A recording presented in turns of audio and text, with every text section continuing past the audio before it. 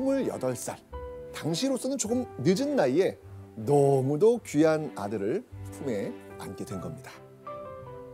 게다가 귀한 왕자를 숙종의 품에 떡하니 안겨준 여인이 누구다? 장희빈. 아이 그렇죠. 바로 숙종이 무척이나 총애하던 후궁 장희빈이었습니다.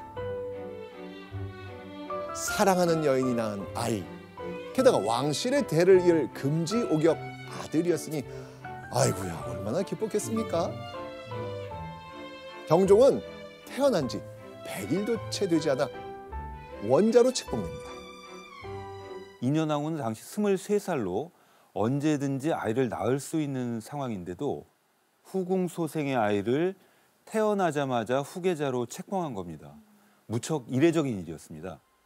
그러네요. 그런데 경종이 원자로 책봉되고 약 4개월이 지난 어느 날 한 여인이 궁 밖으로 쫓겨난 겁니다. 갑작스레 궁 밖으로 쫓겨나게 된 여인은 누구였을까요? 저희가 여행을 했잖아요. 그렇죠. 네. 인현왕후죠. 맞습니다. 바로 당시 중전이었던 인현왕후였습니다. 숙종은 인현왕후를 궁에서 내쫓기 위해 무려 3년 전 얘기를 들춰냅니다. 뭐지? 인현왕후가 3년 전 숙종을 찾아와서 이런 얘기를 했거든요. 꿈을 꿨는데 선왕과 선대비가 나와서 장희빈에게는 아들 복이 없을 것이라고 했습니다. 즉 장희빈은 아들을 낳을 수 없는 사람이니 나라에 좋은 사람이 아니라는 겁니다. 그런데 지금 나왔죠. 뭐예요? 그러니까요. 장희빈의 아들이 떡하니 태어났잖아요. 숙종은 인현왕후가 그런 꿈을 꿨던 이유, 이건 인현왕후가 왕의 총애를 받는 장희빈을 오랫동안 투기, 즉 질투했다는 이유로 인현왕후를 궁 밖으로 내쫓은 겁니다. 아휴. 인현왕후가 패비가 되어 쫓겨나면서 중전의 자리는 공석이 되었죠. 자, 그렇다면 공석이 된 이 중전 자리에 앉게 된 사람은 과연 누구였을까요? 다름 아닌 장희빈이었습니다. 인현왕후가 궁에서 쫓겨나고 단 4일 만에 경종의 친모 장희빈은 중전의 자리에 오르게 된 겁니다. 기다렸던 거구나.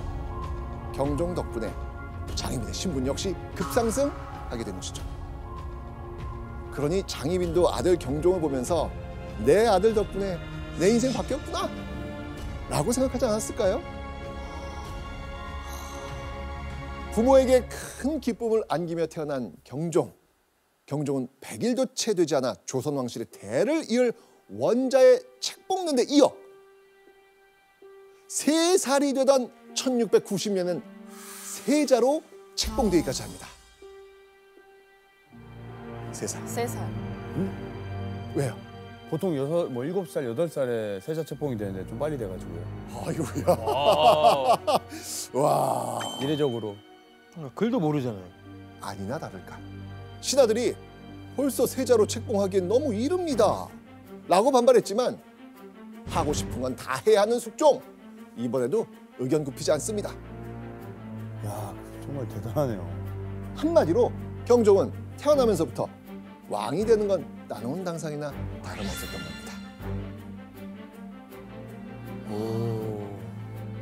그런데 경종이 7살이 되던 1694년 걱정이라고는 없을 것 같던 경종의 삶을 세차게 뒤흔드는 사건이 터집니다.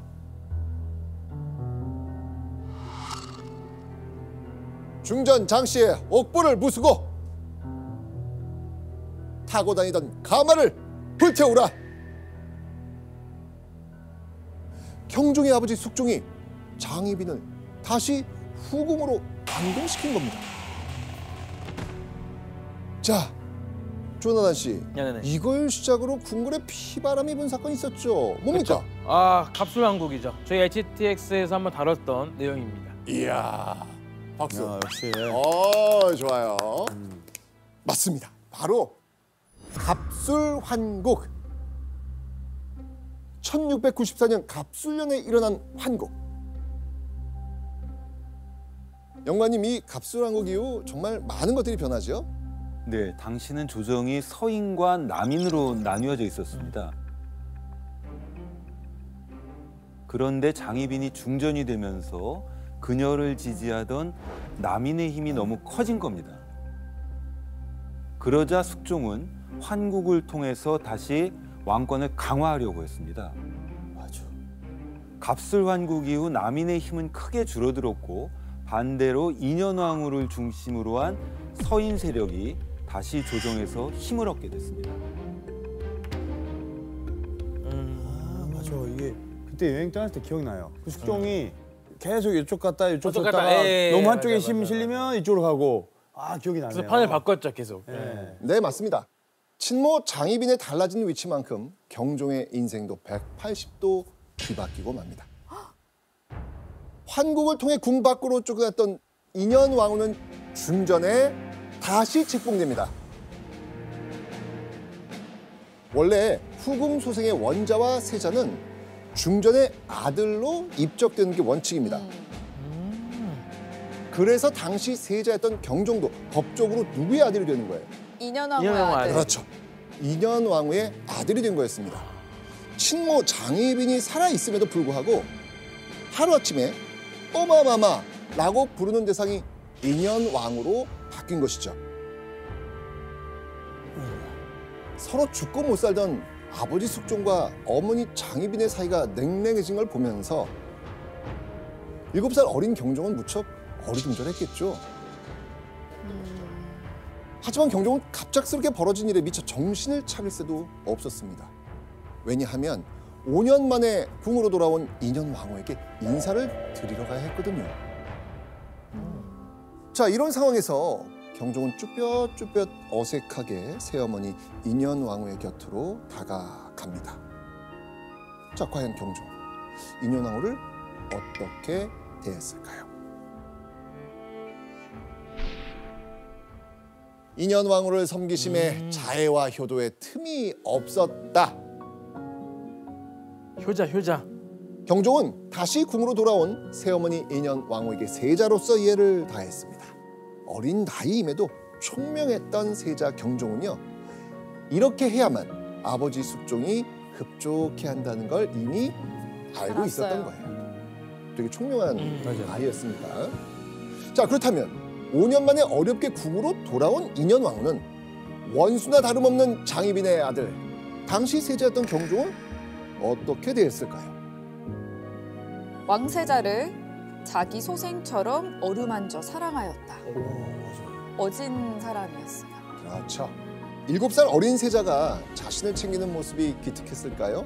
인현왕후는 당시 세자였던 경종을 자신이 낳은 아들처럼 대했습니다. 그런 인현왕후를 보면서 경종의 마음도 열리지 않았을까요? 그러던 어느 날 궁궐에서 바락바락 악슨 소리가 들려옵니다. 내 아들이 세자이니 절을 받아야겠다. 세자의 친모인이 인현왕후가 나에게 와서 예를 갖춰 절을 해야 하는 거 아니냐? 억지 쓰는 거예요.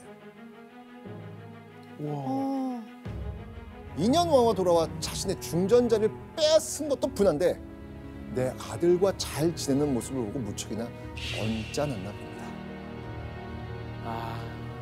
그죠? 그러겠다. 이때 장희빈이 믿을 구석이라곤 자신의 뱃속에서 나온 왕실의 핏줄 경종뿐이잖아요. 세자의 친모임을 내세우며 짐을 얹어주는 어머니 장희빈 때문에 아이고, 경종은 하루하루 피말리는 날들을 보내야 했을 겁니다. 아이고야.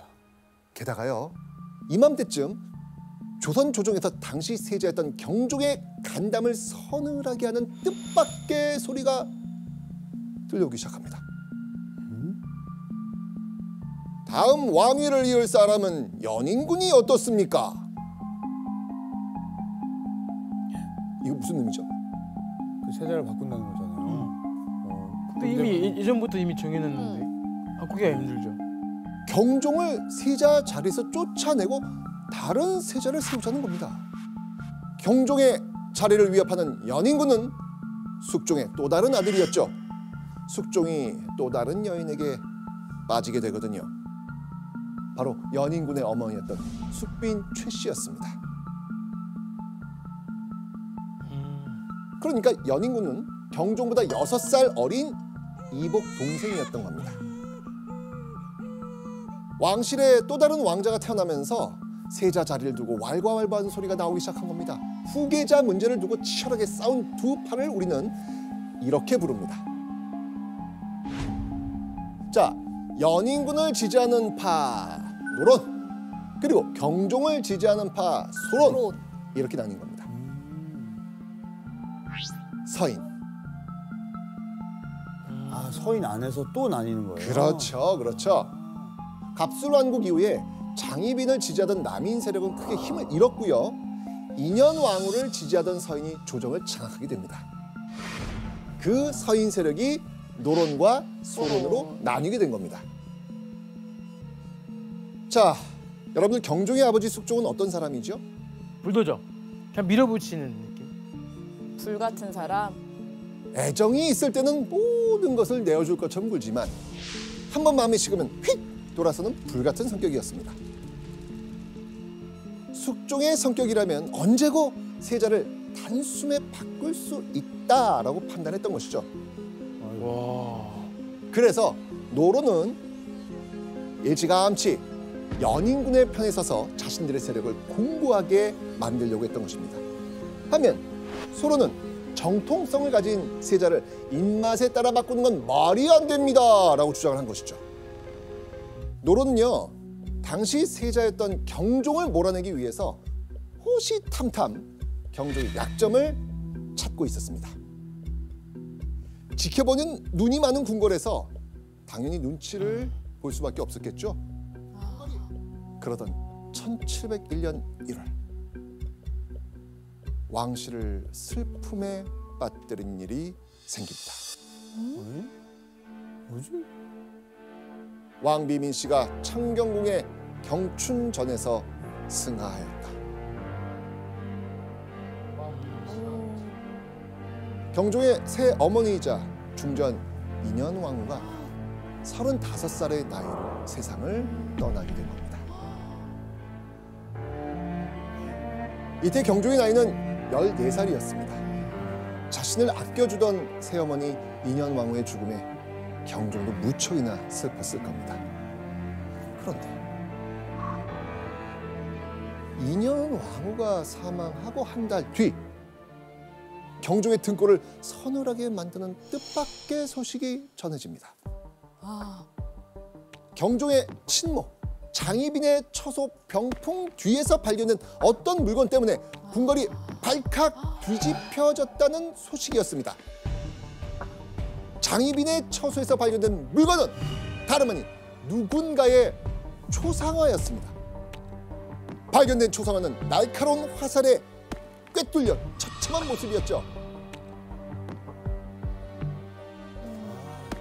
자, 도현 씨. 네. 바로 이 장희빈 처소에서 발견된 이 초상화의 주인공은 누굽니까? 제가 예전에 여행 떠났을 때 이야기 했었죠. 네, 인현왕후. 맞습니다. 계속 그렇게 해가지고. 맞아요. 네. 경종의 친모 장희빈이 인현왕후를 저주해 죽음으로 내몰았다는 충격적인 이야기가 되는 것이죠. 당시 세자였던 경종은 그저 발을 동동 구르며 사태를 지켜봐야 했습니다. 와. 그리고 1701년 10월 궁안에 지엄한 왕의 목소리가 울려 퍼집니다. 장희빈을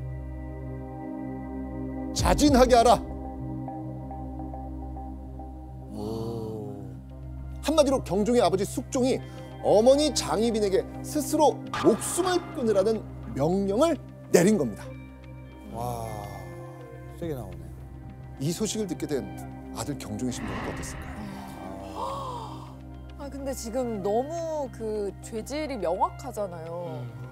근데 또 어머니가 죽는 걸 봐야 된다는 건 자, 그렇다면 자진하라는 숙종의 명령, 장희빈 순순히 받아들였을까요? 근데 왕의 명령인데요. 받아들여야죠. 인현 왕후전에 따르면 숙종의 명을 전하러 온 궁녀에게 경종의 친모 장희빈은 이렇게 말했다고 합니다. 민 씨가 명이 짧아 죽은 것이 나와 무슨 상관이 있느냐? 너희들이 나를 죽이고 훗날 세자에게 살기를 바라느냐? 오. 아까 연산군처럼. 장희빈다운 말이네요. 그렇죠. 오.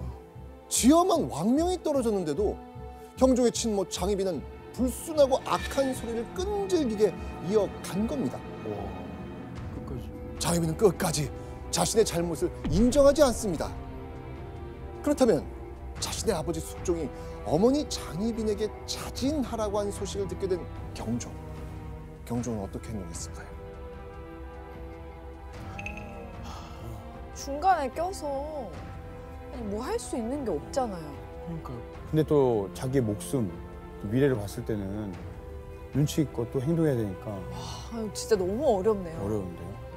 소식을 들은 세자 경종은 국문 앞에 거적을 깔고 납작 엎드렸다고 합니다. 그리고 간절한 목소리로 이렇게 외칩니다. 제발 어머니를 살려주시옵소서.